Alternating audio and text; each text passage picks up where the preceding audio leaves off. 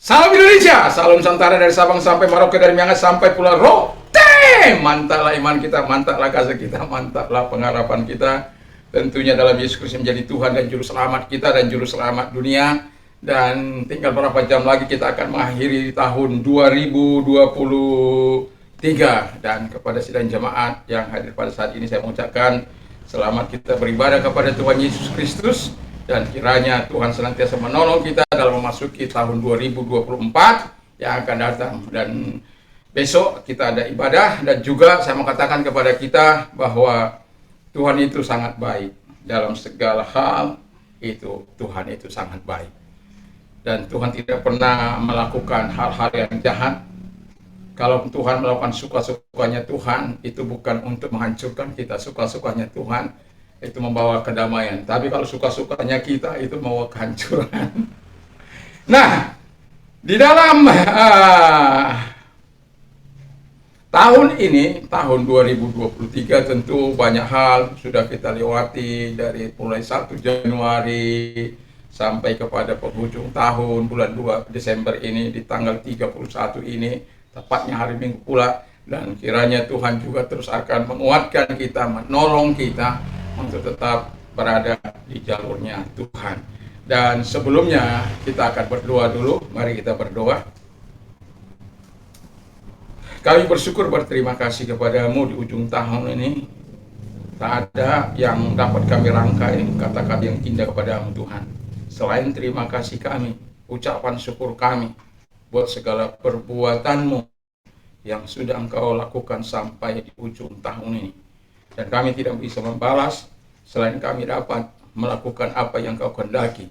Di tahun 2024 yang akan datang juga, kami ingin rindu Tuhan untuk tetap melakukan yang terbaik dalam hidup ini, sehingga pertolongan dan kemurahan Tuhan akan tetap kami nikmati sepanjang umur hidup kami. Di tahun 2024 yang akan kami masuki beberapa jam lagi ke depan. Tetapi Tuhan Yesus, izinkan kami untuk saat ini mendengarkan firman Allah, sehingga kami dapat mempersiapkan hati dan pikiran kami, dan kami buka hati kami, urapi hamba-Mu, urapi kami semuanya, dalam nama Yesus, haleluya, amin. Saya mau katakan kepada kita, jangan katakan bahwa Yesus itu bukan Tuhan, jangan katakan bahwa Yesus itu bukan Juru Selamat. Dia adalah Tuhan dan Dia adalah Juru Selamat. Dan kalau engkau tidak percaya, engkau akan dihukum sebagaimana Yohanes 3 ayat 36. Dan Yohanes 3:36 itu juga mengatakan kalau engkau percaya, engkau memperoleh hidup yang kekal. Mantap! Jadi puji nama Tuhan. Kita akan mendengarkan satu ayat sebagai renungan dalam bagi kita semuanya di akhir Desember ini, tanggal 31 Desember. Kita akan baca dalam Amsal 22 ayat yang keempat.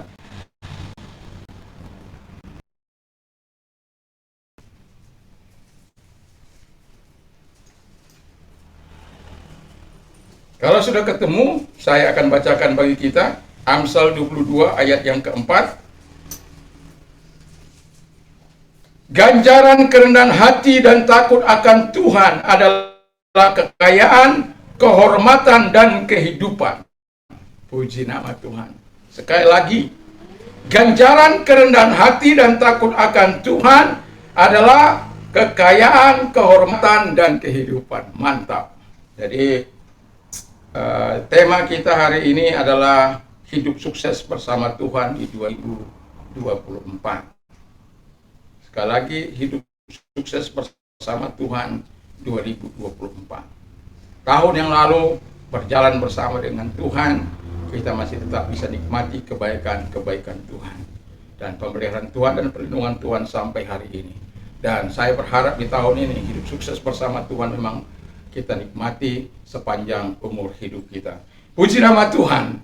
Dan untuk kita meraih sukses di tahun 2024, milikilah sifat-sifat yang dikatakan oleh Tuhan ini kepada kita melalui pengkhotbah. Siapa kita tahu, sudah tahu siapa itu pengkhotbah, orang yang paling sukses, yang paling kaya, dan juga yang paling banyak istrinya. Ya, walaupun demikian, saya mau katakan saya tidak akan pernah memberi kepada anak cucu saya bernamanya Salomo. Tidak akan pernah, ya, karena ujungnya itu yang nggak baik. Nah, Jadi yang pertama dikatakan, milikilah kerendahan hati. Dalam Mazmur 22 ayat 27, orang yang rendah hati akan makan dan kenyang. Wow. Ya. Jadi senantiasa orang yang rendah hati ini akan senantiasa mendapat pemeliharaan Tuhan dan perlindungan Tuhan. Dan kebaikan Tuhan, kemurahan Tuhan, pertolongan Tuhan akan senantiasa ada dalam kehidupan kita. Saya sering kali katakan sebagaimana kalau air dari Gunung Rinjani sampai kemari ke Ampenan ini, dan ampenan lautnya yang 200 meter dari sini nggak pernah penuh-penuh itu, selalu siap menampung air yang datang dari mana-mana dari Gunung Rinjani datang masuk ke Laut Ampenan. Kenapa? Dia berada di posisi yang paling rendah. Dan kalau kita berada dalam posisi yang paling rendah, kata firman Allah, ada jaminan yang Tuhan berikan kepada kita sebagaimana yang kita baca tadi, bahwa Allah akan menolong kita dan memberkati kita, kekayaan, kehormatan, dan kehidupan. Ini tujuan orang Batak, ya. Hagabion hasangapun hamoral. Ya. Nah, jadi dalam kehidupan kita sebagai orang yang percaya, itu bukan rancangan manusia, bukan rancangan saya untuk kita mendapatkan kesuksesan, bukan kehendak saya, tapi itu kehendak Allah. Tetapi yang menjadi pertanyaan saya, maukah kita melakukan kehendak firman Allah? Dan dia juga mengatakan dalam Mazmur 25 ayat 9, ia membimbing orang yang rendah hati menurut hukum, dan ia mengajarkan jalan-jalan kepada orang yang rendah hati itu. Saya teringat, saya pernah membaca sebuah buku seorang yang bernama sebelum dia jadi presiden, yaitu George Washington. Dari ketika masa perang terjadi, George Washington itu dia menjadi panglima perang pada waktu itu. Lalu kemudian di tengah-tengah dia melawat pasukannya, ya kan ada banyak orang tidak mengenal dia karena dia adalah orang yang suka menyendiri, naik kuda ya sendiri. Dan dia memang orang yang nggak takut. Jadi di tengah-tengah perang, di tengah-tengah situasi itu dia melihat prajuritnya, ya kopral yang sedang menunjuk kepada itu si balok-balok itu. Ya. Lalu ini kopral ini udah kesulitan untuk mengangkat itu balok-balok itu untuk memindahkan, rupanya. Ya, dalam sistem perang kan waktu itu yang supaya menghambat orang, ya balok-balok itu ditaruh di jalan raya. Nah, lalu kemudian melihat ini, sang jenderal berkata, loh, kenapa nggak kau tolong dia? Kan dia nggak pakaian kebesarannya, bukan? Loh, kenapa nggak kamu tolong dia? Kamu lihat nggak? Saya ini kopral. Ya, kopral. Kopral itu memberikan perintah, bukan diperintah. Oh begitu, dia bilang. Lalu George Washington mengangkat balok ini, menolong orang-orang itu menyisikan ke balok-balok itu sampai mereka kemudian selesai memindahkan balok-balok itu. Lalu dia berkata, kalau kamu kesulitan, ya minta tolonglah kepada panglima perangmu. Panglima perangmu akan siap menolong engkau. Haleluya.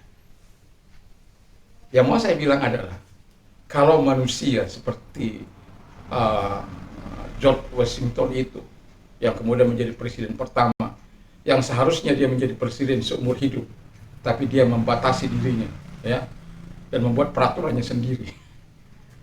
Kalau dia mau menjadi presiden seumur hidup, dia bisa menjadi presiden seumur hidup, tapi dia tidak. Dia ingin meninggalkan legacy yang baik, warisan yang baik kepada Amerika, dan itu dilakukannya. Itu sebabnya presiden hanya berlaku 2 periode. Tidak seperti Indonesia, jatuh bangun harus melakukannya, walaupun pada akhirnya disusun 2 periode. Tapi kita lebih lama. Nah, jadi kalau panglima perang kita, Yesus Kristus, yang mengerti akan segala pergumulan kita, yang mengerti segala keadaan kita, yang mengerti segala situasi kita. Dan itu sebabnya firman Allah yang kita baca, kerendahan hati mendapat ganjaran yang setimpal. Tidak mudah loh menjadi rendah hati.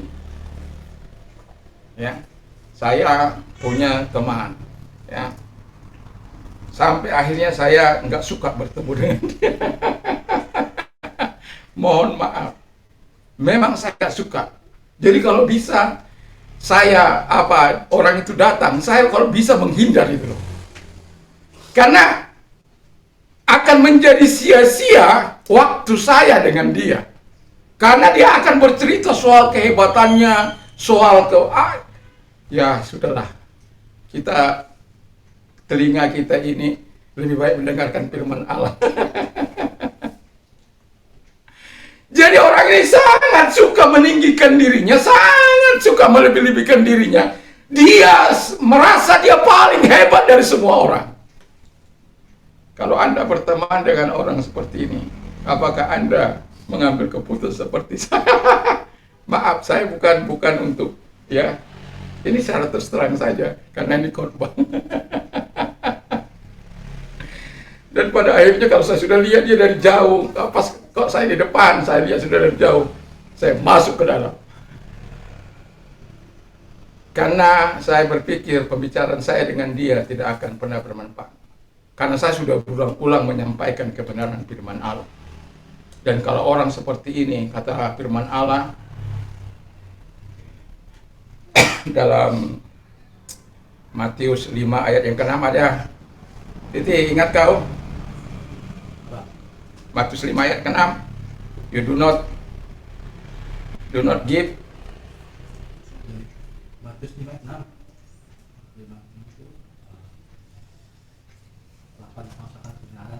Apa? 5 ayat 6 kan? Iya.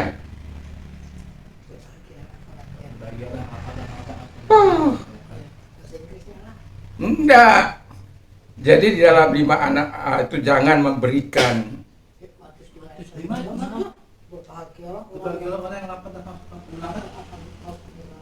Oh, 7 ayat 6. Sorry, saya yang salah. Matius 3 ayat 6, coba. Nah. Jadi jangan melemparkan yang kudus kepada anjing, dan jangan melemparkan mutiara kepada babi, supaya jangan diinjak-injak. Dan itu sangat, ya kalau firman Allah itu sangat luar biasa sebenarnya. Sehingga setiap kali saya ingat ayat ini, sehingga setiap kali saya menyampaikan, ingat saya ayat ini. Jadi nggak perlu sombong dalam hidup ini, nggak perlu tinggi hati dalam hidup ini, nggak ada gunanya. Malah orang akan menjauh dari kita, tidak simpati dengan kita, malah akibatnya kita mengalami kerugian. Yang kalau kita sendiri dalam kesusahan kita menjadi masalah. Karena orang akan tidak suka kepada orang-orang yang sombong. Tuhan juga menentang orang-orang yang jongkak, tapi mengasihani orang-orang yang rendah hati. Makanya firman Allah katakan, rendahkanlah dirimu di tangan Tuhan yang kuat, supaya ia meninggikan engkau pada waktunya.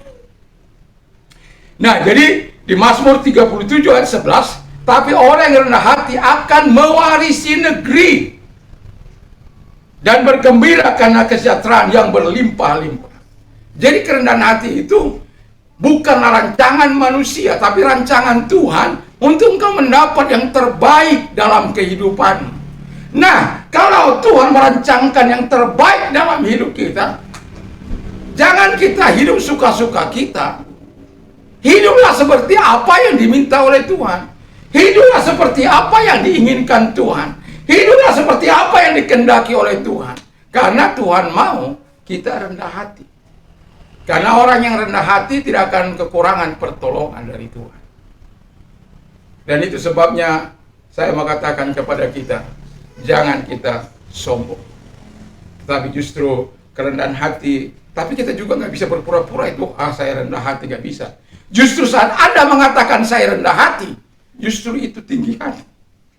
Seringkali saya katakan meninggikan diri di atas gunung. Justru saat Anda mengatakan saya rendah hati, sebenarnya kita sudah tinggi hati. Yang menilai bukan kita, yang menilai itu manusia dan Tuhan. Dan itu sebabnya Tapi kalau Tuhan yang menilai, tidak akan pernah salah. Dan kalau engkau mau mendapatkan sesuatu yang baik di 2024, mari kita belajar untuk rendah hati. Mari kita belajar untuk melakukan apa yang dikehendaki oleh Tuhan. Yang kedua, kata firman Allah, takut akan Tuhan. Ya, jadi yang kedua itu adalah takut akan Tuhan. Oh, saya bergembira dan berlimpah-limpah di dalam Kisah Rasul 20 ayat 19. Dengan segala kerendahan hati aku melayani Kristus. Karena ini penting bagi saya, karena saya sebagai hamba Tuhan, dan ini ayat ini jadi sesuatu yang sangat hidup, sesuatu yang remah dalam hidup saya, bahwa melayani Tuhan itu bukan karena keegoisan kita, bukan karena kehebatan kita, tapi dengan segala kerendahan hati, maka hikmat Tuhan akan datang, kebaikan Tuhan akan datang. Para pemimpin-pemimpin rohani, para pemimpin politik, para pejabat-pejabat, para pemimpin negeri, siapapun kita, setiap orang harus merendahkan hati di hadapan Tuhan. Nah, sebagai orang yang percaya, memasuki tahun 2024 yang berapa jam lagi akan kita masuki, marilah kita hidup sesuai dengan apa yang diminta oleh Tuhan. Karena ganjarannya luar biasa. Dia berikan kebahagiaannya, dia berikan kesejahteraannya, dia berikan kebaikannya, dia berikan kasih sayangnya, dia berikan segala sesuatu kepada kita, pembelaannya kepada kita, pemeliharaannya dan perlindungannya dalam kehidupan kita.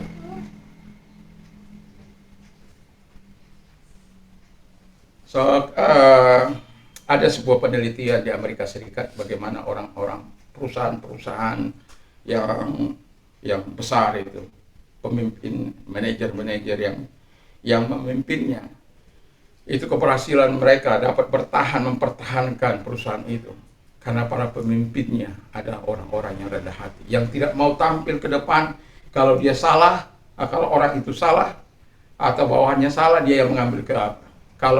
Kalau dia merasa sukses atau katakanlah dia berhasil lah gitu, maka yang akan dimajukan adalah orang-orang yang dekat dengan dia. Dia ada hanya di behind the screen. Itu sesuatu yang sangat luar biasa. Dan itu perusahaan-perusahaan besar di Amerika itu bisa bertahan dalam kejayaan itu karena ada orang-orang hebat yang rendah hati dalam kepemimpinannya yang disertai oleh Tuhan. Puji nama Tuhan. Jadi yang kedua adalah takut akan Tuhan.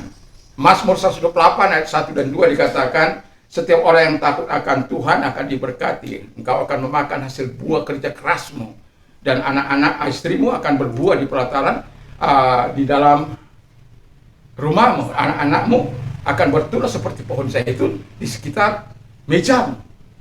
Demikianlah orang-orang yang takut akan Tuhan itu diberkati oleh Tuhan.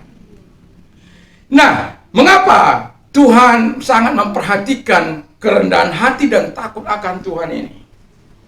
Kalau Anda baca Keluaran 20 ayat 20, di sana Anda temukan bahwa ketika Tuhan datang melawati Israel dan Israel melarikan diri, Musa datang menghampiri Tuhan. Kenapa? Orang Israel takut. Karena ya kalau dulu kan salah sedikit saja Tuhan ambilnya gitu. Makanya mereka bilang begini, "Oh Musa, kamulah yang berhadapan dengan Tuhan. Kami di sini aja, kami jaga jarak aja. Nanti apa yang dikatakan Tuhan kami akan lakukan." Lalu Musa katakan begini, Tuhan itu datang untuk menguji kamu, mengetes kamu, mencobai kamu, apakah kamu hidup dalam takut akan Tuhan. Karena kalau kamu hidup dalam takut akan Tuhan, itu akan menghindarkan kamu dari perbuatan-perbuatan dosa. Kita tahu ketika kita berdosa, kita akan mendapat hukuman. Akan mencuri emas dan pakaian begitu indah. Israel dibuat kalah oleh Tuhan. Sampai pada akhirnya Tuhan menghukum dia. Dan itu sebabnya saya mau katakan takut akan Tuhan itu akan membawa kepada kebaikan yang sangat luar biasa. 26-27 saya dikatakan dalam takut akan Tuhan ada ketentraman yang besar. Mau tentram dalam hidup ini, takutlah akan Tuhan. Lalu kalau kau melihat perlindungan dari Tuhan, takutlah akan Tuhan. Mau kita memiliki sumber kehidupan yang mengalir, Alkitab katakan, takut akan Tuhan. Mau kita terhindar dari jerat maut, nanti bisa baca itu dalam Amsal 24 ayat 27, ayat 26-27. Takutlah akan Tuhan. Jadi begitu luar biasanya Tuhan mau menjaga kita supaya kita jangan terjerembab ke dalam dosa. Karena dengan takut akan Tuhan itu, pagar ilahi akan menyertai kita. Tapi kadangkala orang lebih suka hidup dengan suka-sukanya. Hidup menurut kehendaknya sendiri. Hidup menurut kemauannya sendiri. Dan ketika dia terbentur, nangis-nangis. Apa salah saya? Udah salah, apalagi salah saya? Orang lebih suka membantah Tuhan daripada melakukan firman Allah. Nggak masuk akalnya itu. Masa Allah aku akan mencukupi segala kebutuhan menurut kekayaan dan kemuliaan dan Kristus Yesus. Nggak masuk akalnya itu. Kalau orang nggak bekerja nggak makan, bro. Orang nggak bekerja nggak mendapatkan apa-apa, bro. Benar. Tapi kalau bukan Tuhan yang membuka pintu rahmat itu, apa yang akan kita dapat? Itu sebabnya selalu ada pertolongan bagi orang-orang yang takut akan Tuhan. Jadi takut akan Tuhan itu suci dalam Mazmur 19 ayat 10. Doh masih ingat doh? Amsal 1 ayat 7. The fear of the Lord.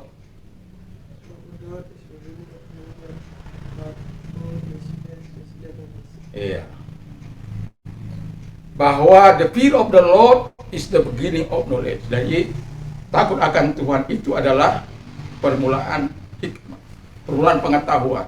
Dan orang-orang bodoh itu menghina hikmat dan didikan. Itu sesuatu yang sangat luar biasa sebenarnya kalau kita sampai menghina hikmat dan didikan. Sementara kita perlu hikmat itu. Kita perlu sesuatu yang daripada Tuhan. Dan itulah sebabnya dalam kehidupan kita, Alkitab mengatakan, supaya kita betul-betul takut akan Tuhan. Yang dapat menilai kita takut akan Tuhan adalah kehidupan kita sendiri dengan Tuhan. Berapa banyak orang-orang melakukan dosa di saat istri yang gak ada. Dapat berselingkuh, dapat melakukan hal yang jahat, ataupun suami, ataupun anak, dan lain sebagainya. Karena apa? Tidak memiliki takut akan Tuhan. Kalau dia memiliki takut akan Tuhan, dia sadar bahwa dia harus menjauhi kejahatan. Dia sadar bahwa dia harus menjauhi dosa. Dia sadar dia akan menjauhi apa yang tidak dikehendaki oleh Tuhan. Dan itu sebabnya ikhtiar untuk mau hidup sukses bersama Tuhan di 2024. Mari kita miliki yang pertama kerendahan hati. Miliki kerendahan hati. Yang kedua, miliki takut akan Tuhan. Dan yang ketiga, miliki hikmat. Anda bisa nanti baca ya dalam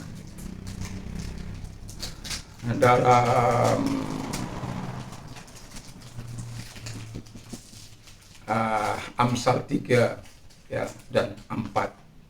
Kalau Anda membaca Amsal 3 sampai 4 itu, maka Anda akan menemukan betapa pentingnya hikmat itu bagi kita. Hikmat kita itu akan menolong kita untuk melakukan kehendak Allah. Hikmat itu akan menolong kita melakukan dengan cara-cara Allah. Hikmat itu akan menolong kita dan dengan segala kebaikan Tuhan. Dan hikmat itu juga ketika kita melakukan hikmat yang dikatakan oleh Allah itu, mentaati perintah Allah, melakukan kehendak Allah dalam hidup kita, maka Tuhan akan melakukan, ada banyak hal yang diberikan oleh Tuhan. Panjang umur termasuk di situ. Kekayaan, kehormatan, dan kehidupan termasuk di situ. Damai sejahtera, kebaikan termasuk di situ. Kebahagiaan, sukacita termasuk di situ. Itu sebabnya saya mau katakan kepada kita, ketika kita di tahun 2024, mari kita berjalan dalam kerendahan hati, dalam takut akan Tuhan, dan tetap memiliki hikmat Allah. Ketika kita melakukan apa yang dikehendaki oleh Tuhan, sebenarnya kita sedang melakukan apa yang dikehendaki oleh Tuhan. Orang-orang bodoh saja yang menikmati hikmat dan didikan. Karena apa? perilaku mereka ke jalan-jalan dosa, hidup mereka ke jalan-jalan dosa. Tapi kalau kita hidup sesuai dengan apa yang dikehendaki Tuhan dalam hidup kita, maka kita akan menikmati segala kebaikan Tuhan, maka kita akan menikmati segala kemurahan Tuhan, maka kita akan menikmati segala pertolongan Tuhan. Dan sesuatu yang luar biasa kalau kita betul-betul hidup dalam hikmat Allah. Kita memiliki hikmat Allah. Jadi saya menganjurkan kita untuk lebih dalam membaca dalam Amsal itu, Amsal 3 dan 4 itu. Supaya kita melihat ketika kita melakukan kebenaran hikmat Allah itu dalam hidup kita, dampak apa yang kita temukan dalam kehidupan ini. Dan rancangan Allah begitu luar biasa, baik kerendahan hati, baik akan takut akan Tuhan, baik hikmat, memiliki hikmat Tuhan, hampir sejalan dengan apa yang Tuhan rancangkan, yaitu supaya orang menikmati apa yang dirancangkan Tuhan, kekayaan, kehormatan. Ya, saya bilang tadi bahwa orang Batak itu melakukan hal yang dahsyat dan luar biasa. Hikmat Tuhan menuntun kita kepada jalan-jalan yang dikehendaki Tuhan. Kalau hikmat Tuhan menuntun kita kepada dosa, itu bukan hikmat Tuhan, itu hikmat setan, hikmat manusia, hikmat iblis. Tapi kalau Tuhan dengan hikmat yang kita dapatkan dari Tuhan itu, Dia akan mengajar jalan-jalan Tuhan dalam hidup kita. Dia nggak pernah melencengkan kita. Hikmat Tuhan itu tidak pernah membuat kita sombong. Hikmat Tuhan itu tidak akan pernah membuat kita merasa lebih hebat dari orang lain. Tidak. Tapi hikmat Tuhan itu akan senantiasa menolong kita untuk meraih apa yang harus kita raih sebagaimana rancangan Tuhan dalam hidup kita. Saya berharap kita bisa melihat hidup sukses bersama Tuhan di 2024. Kita bisa berkata, Tuhan tolong aku supaya ketiga hal ini ada dalam hidupku. Tolong aku supaya tiga hal ini. Hikmat Tuhan, kenapa saya tidak memasukkan dalam takut akan dalam ketaatan kepada Tuhan, miliki taat akan Tuhan. Karena ketika kita hidup dalam takut dalam hikmat Tuhan, dengan sendirinya ketaatan kepada Tuhan itu menjadi bagian kita. Itu nggak bisa terpisahkan. Ketika hikmat Allah ada dalam hidup kita, ketika kebenaran firman Allah ada dalam kehidupan kita, kita akan dibawa kepada ketaatan yang sesungguhnya.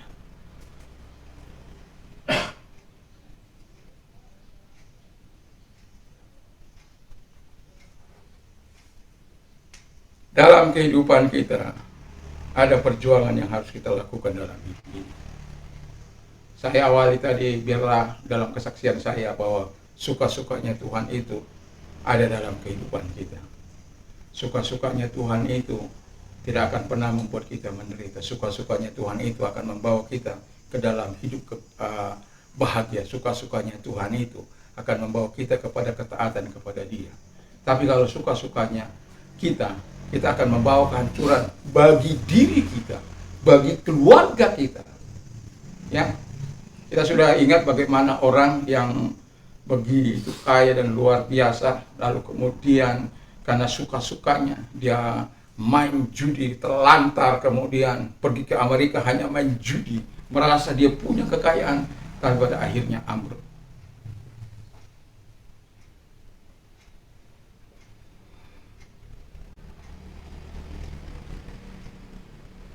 Saya pernah mengingatkan seseorang untuk jangan terlibat dalam judi online. Ya. Sampai pada akhirnya anaknya sendiri diculik, anaknya diculik sebagai tameng.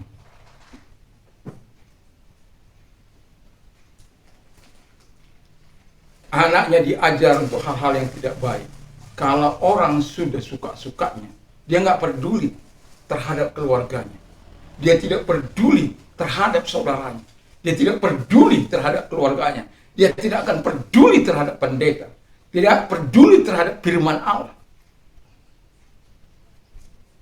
Karena dia memang suka-sukanya. Dan pada akhirnya kehancuran yang tidak didapat dia. Ujung ada, dia pikir itu jalannya lurus. Tapi ujungnya menuju maut. Menuju kematian. Saya mau ingatkan kita. Biarlah setiap hari kita, setiap duduk kita mengingatkan, Tuhan tolong aku supaya aku bisa hidup, bukan hanya sekedar kata-kata dalam kerendahan hati. Bukan hanya sekedar kata-kata yang ku ketahui dalam takut akan Tuhan. Bukan hanya sekedar kata-kata aku mau memiliki hikmat Tuhan, bukan. Jadi aku mau betul-betul, karena aku mau masuk dalam rancangan. Rancangan Tuhan tidak pernah mendatangkan rancangan kecelakaan. Rancangan Tuhan itu mendatangkan damai sejahtera.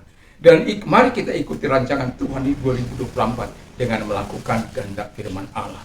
Saya tidak akan panjang lebarkan firman Allah, tapi saya berharap di ujung 2023 ini kita sebagai orang percaya menanamkan firman Allah itu di dalam kehidupan kita.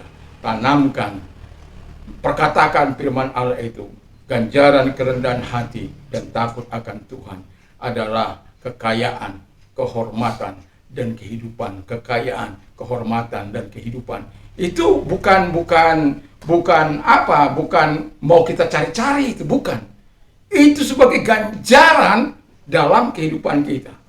Kalau anak-anak menyenangkan, saya yakin dan percaya ada banyak cara untuk kita bisa melakukan yang terbaik bagi mereka. Saya pagi ini bangun 3:30, lalu kemudian cuci dan apa dan sebagainya. Masih harus duduk bersama dengan, walaupun saya harus terlambatkan diri. Karena jam 5 sampai jam 6 kita di Demis Badoa, Jawa.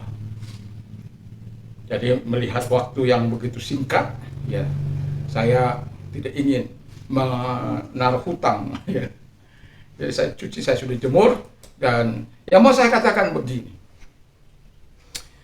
Ketika kita bersama dengan Tuhan, semangat dari Tuhan itu, energi dari Tuhan itu akan mengalir dalam hidup kita. Kalau kita berpikir 3:30, ya, tidur jam 12, itu sesuatu yang tidak mungkin gitu, ya. Mendapat kekuatan untuk melakukan, masih harus ngepel di ruang sana. Karena apa? Ada energi Tuhan yang mengalir dalam hidup kita. Kita tidak bisa melihat hal-hal yang tidak sesuai. Dan itulah sebabnya saya mau katakan kepada kita semua, mari miliki kerendahan hati, energi dari Tuhan ini, takut akan Tuhan. Kalau saya sering katakan setiap pagi, pasti saya katakan untuk mendoakan sahabat-sahabat saya yang sudah sepuh, ya, itu pasti saya lakukan, karena saya juga akan mengalami tua. Saya katakan kepada sahabat-sahabat saya yang sudah sepuh, kiranya energi yang mengalir kepada Musa itu mengalir juga kepada rekan-rekan pelayanan, sehingga pada masa tuanya pun mereka gemuk segar. Bayangkan ada yang masih 87 tahun tetap setia, masih perjalanan Jakarta Soe, kadangkala dari Jakarta Amerika.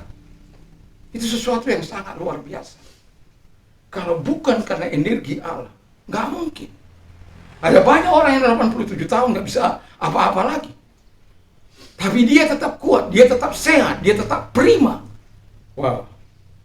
Makanya saya katakan sama Tuhan, 120 tahun, walaupun itu permintaannya, saya bilang, tapi saya tahu bahwa firman Allah katakan kalau takut akan Tuhan, kita memiliki hikmat Tuhan. Kan panjang umur salah satu itu, ya. Ya. Jadi mari, ya. Yang paling kita harus ketika hikmat Tuhan itu ada, kita akan melihat apakah ini ada dalam hidup kita. Berpegang pada firman Tuhan, berpegang pada perintah, melakukan firman Allah dengan taat, menuntun kepada kehendak Allah, taat kepada Dia, pada Bapa, Anak, dan Roh Kudus. Dan kalau kita hikmat ini ada dalam kehidupan kita yang membawa kita ke arah Dia, itu berarti selamatlah kita memasuki tahun 2024. Tapi kalau perlu kita introspeksi diri, kita bisa melihat, oh ini kira belum, ini apa. Makanya saya katakan khotbah-khotbah saya mulai tanggal 29, 30, ya 30, 31, ya masih berbau bagaimana sebagai orang yang percaya. Kemarin 30 ya hari ini, ya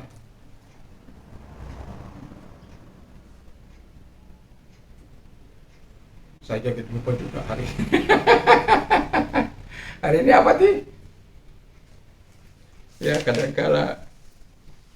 Ya, yang mau saya bilang adalah bahwa Tuhan itu senantiasa mau kita melakukan yang terbaik dalam hidup kita. Ya, ya, to bless God.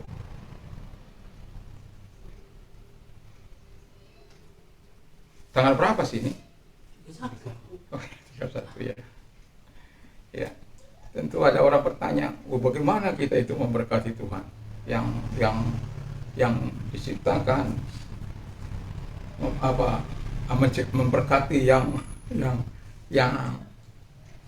menciptakan, itu kan impossible. Makanya saya bilang kalau kita mau melihat apa yang maksud dan tujuan daripada firman Allah, saya melihat satu hari kemarin ya itu hampir 200-an orang lebih ya. Jadi bagaimana kita memberkati Allah dalam kehidupan kita ini, dan itu melalui perbuatan-perbuatan sebagaimana dalam Mazmur 119. Dan kemarin terakhir ya, masih saya ini ada catatannya mungkin di sini.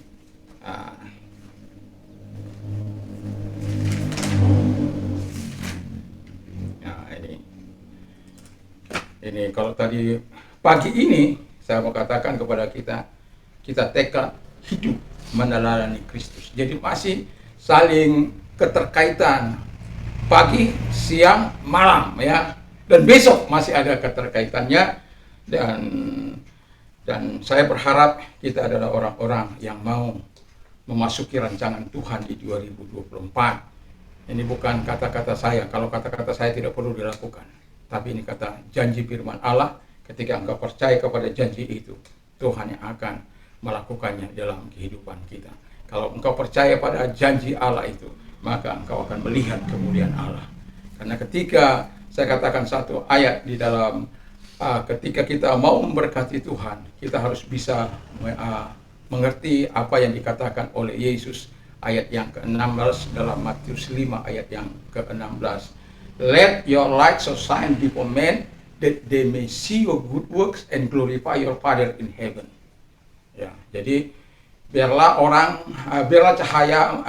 terang bercahaya di hadapan semua orang, supaya mereka melihat perbuatan-perbuatanmu yang baik dan memuliakan Bapamu yang di surga.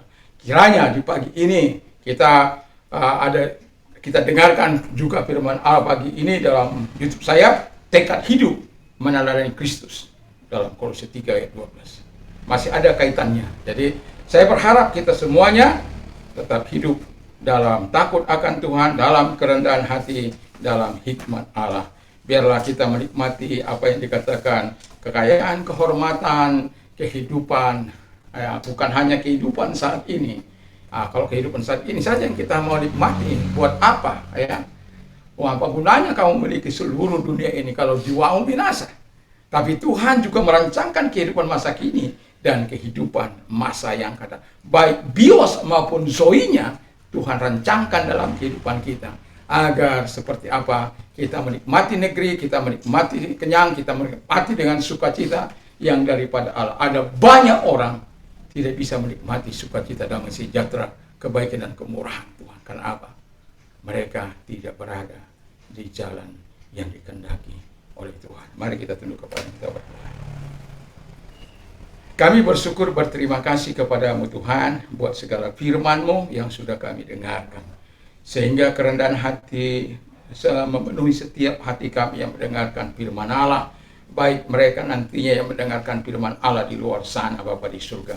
Tuhan tolong, sehingga takut akan Tuhan, hikmat Tuhan akan menolong kami untuk mengasihi sesama kami, mengasihi Tuhan, hidup dalam kasih, hidup dalam kesungguhan, sehingga keberhasilan yang Tuhan berikan bagi kami diberkati untuk memberkati, ditolong untuk menolong di 2024 kami boleh dapat terapkan lebih lagi. Terima kasih Bapa di surga, terima kasih, kami bersyukur, kami berterima kasih. Bagi Anda yang sakit, saya mau berdoa bagi Anda, apapun sakit penyakitmu, Tuhan, ingat dalam Mazmur 103 bahwa Dia yang mengampuni engkau dan Dia yang menyembuhkan engkau dari segala sakit penyakit. Saya berkata ada 3 penyebab sakit itu: kelemahan tubuh dari setan, dari Tuhan. Dan saya juga telah memberikan contoh-contohnya. Bagaimana kalau dari setan dengan mudah, tapi kalau dari Tuhan, seperti yang saya sudah pernah katakan, bahwa dia telah diponis oleh dokter mati, dan dia sudah siap membagi seluruh hartanya kepada anak-anaknya. Dan saya katakan, apakah Anda sudah siap meninggal dunia? Belum. Dan ketika dia katakan, saya hanya katakan, kamu sembuh. Mau, Om. Dan saya katakan, cukup, tinggalkan dosa dan kejahatan, kau akan sembuh. Tapi kalau kau tidak akan tinggalkan, firman apa yang dikatakan dokter akan terjadi kepadamu. Dan pada akhirnya dia bertobat, dan sekarang ini dia setia beribadah kepada Tuhan, dan dia meninggalkan dosa-dosa lamanya dan hidup bersama dengan Tuhan. Kemarin kami baru ketemu. Ya, Tuhan Yesus memberkati. Dan saya mau katakan kepada kita, dia masih tetap kuat, sehat, dan masih punya energi untuk melakukan hal-hal yang baik. Sekarang dia menolong orang untuk naik ke dalam dunia politik. Haleluya. Terima kasih. Dan yang mau saya katakan adalah Tuhan mampu menyembuhkan engkau, apapun sakit penyakit. Dan Tuhan akan memakai hidupmu untuk menjadi alat di tangan Tuhan. Selama engkau mau percaya kepada Tuhan, Tuhan akan bisa lakukan itu. Banyak kali saya menikmati orang-orang yang diponis mati. Pada akhirnya Tuhan memberikan mereka kesempatan untuk hidup kembali. Saya mau katakan itu bukan karena kehebatan saya, tapi itu karena Tuhan. Tuhan yang melakukan, Tuhan yang menyembuhkan mereka. Saya hanya ingin kita mau percaya kepada kebenaran firman Allah.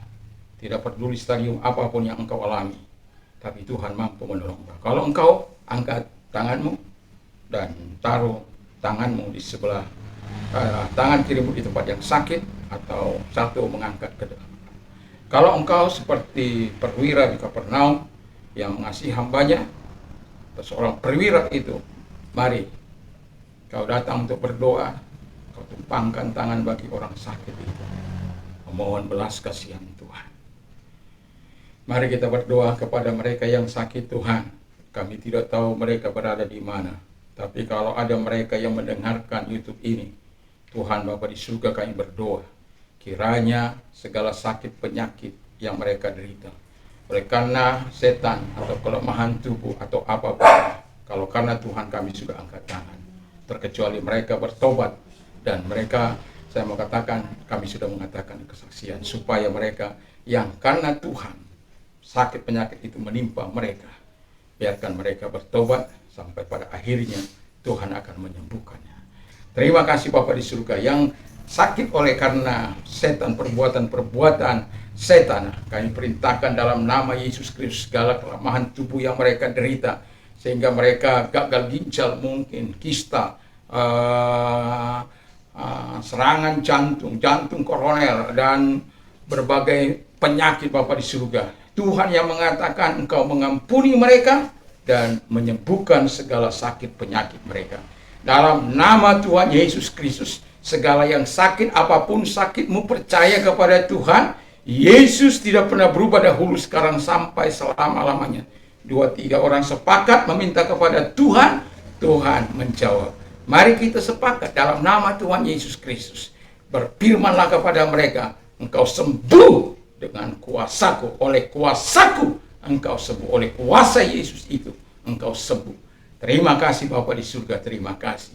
Dan kami bersyukur, kami juga berdoa bagi bangsa dan negara kami ini. Kami berkati bangsa dan negara kami ini yang kami sedang masa-masa kampanye. Kami doakan supaya semua berjalan dalam kehendak Tuhan, dan semua boleh mengendalikan diri, menguasai diri mereka untuk tidak hoax, tidak berkampanye, tidak memfitnah sana sini, tidak menjelek-jelekkan saat berkampanye. Tuhan, kami berdoa supaya mereka semua berpegang pada koridor undang-undang yang ada. Terima kasih, sehingga siapapun yang menjadi pemimpin di bangsa ini, mereka adalah pilihan rakyat. Dan kami bermohon kepada Tuhan, sehingga damai dari Sabang sampai Merauke, dari Miangas sampai Pulau Rote boleh terjadi. niat-niat orang jahat, para teroris yang sedang tertidur, kami perintahkan dalam nama keluar, hancurkan dan kendalikan bangsa kami ini, hati mereka Bapa di surga. Dan kami juga berdoa kepada aparat Intel, BIN, semuanya kami doakan supaya tetap waspada. Terpujilah Engkau sehingga bangsa kami tetap damai, sukacita. Dan kami juga berdoa bagi mereka yang pada kejadian 25 Desember yang lalu di Afrika Tuhan, satu desa yang terpencil, 150-an orang meninggal dunia oleh karena pembantaian. Tuhan, kami tidak mengerti apakah mereka ini manusia atau memang sudah menjadi setan. Memang setan tidak akan mungkin menjadi manusia, tapi manusia bisa menjadi setan. Dan inilah bukti dari manusia menjadi setan. Mereka tidak punya belas kasihan. Mereka tidak punya kasihan daripada Tuhan. Alkitab berkata seandainya mereka mengenal bapa maupun anak, maka mereka tidak akan pernah melakukan pembunuhan, karena Tuhan akan mengubah kehidupan mereka. Kami berdoa kepada pelaku-pelakunya supaya jamahan Tuhan hadir bagi mereka. Kami sudah melihat ada banyak kesaksian-kesaksian mereka yang tadinya melakukan hal-hal kekerasan atas nama agama. Mereka berbalik kepada Tuhan yang mengasihi mereka, mencintai dan melakukan kebaikan dan kembali ke jalan pertobatan. Terima kasih Bapa di surga, bangsa dan negara kami diberkati, situasi ekonomi kami diberkati, apapun perencanaan pembangunan pemerintah kami boleh berjalan baik, IKN boleh berjalan dengan baik infrastruktur yang sedang terjadi, baik bendungan di provinsi kami ini boleh selesai Bapa di surga, sehingga semuanya nama Tuhan dipuji dan dipermuliakan. Terima kasih, kami tetap yakin dan kami tetap percaya kepadamu Tuhan. Bersama dengan Engkau kami melakukan perkara-perkara yang besar. Perjuangan kami bukan melawan darah dan daging, tapi melawan pemerintah, penguasa, penghulu dunia gelap dan roh jahat di udara. Dan dialah yang menggerakkan orang-orang untuk melakukan yang jahat. Dialah menggerakkan manusia-manusia menjadi provokator. Dialah menggerakkan manusia berhati iblis. Dan tujuannya adalah yang jelas mencuri, membunuh, dan membinasakan. Dan kami yakin dan percaya, kami senantiasa dalam pagar-Mu, dalam perlindungan-Mu Bapa di surga. Kami sungguh bersyukur, kami berterima kasih. Orang-orang muda menjadi orang-orang muda yang hebat, yang punya kreativitas, yang betul-betul bisa mandiri di atas kaki mereka sendiri, yang betul-betul melakukan terobosan-terobosan dalam hidup mereka Bapa di surga, sehingga mereka bukan orang-orang yang malas, tapi orang-orang yang kreatif, orang-orang yang siap membanting tulang, berkarya Bapa di surga di dalam nama Tuhan Yesus Kristus. Kami sungguh bersyukur, kami berterima kasih kepada-Mu. Kota kami, daerah kami, provinsi kami diberkati oleh Bapa di surga. Bangsa kami, provinsi-provinsi di seluruh Indonesia yang mungkin sudah 38 provinsi, Tuhan memberkati, atau akan bertambah lagi, kami serahkan semua ke dalam tangan Tuhan, sehingga Indonesia menuju Indonesia maju dapat terlaksana di 2045. Di dalam nama Tuhan Yesus Kristus kami bersyukur dan berdoa. Sekarang pulanglah dengan membawa damai sejahtera daripada Tuhan Yesus Kristus dan Allah Bapa dalam surga. Persekutuan kuat kuasa Roh Kudus menyertai kita mulai saat ini sampai Maranatha dalam nama Haleluya. Amin. Tuhan Yesus memberkati.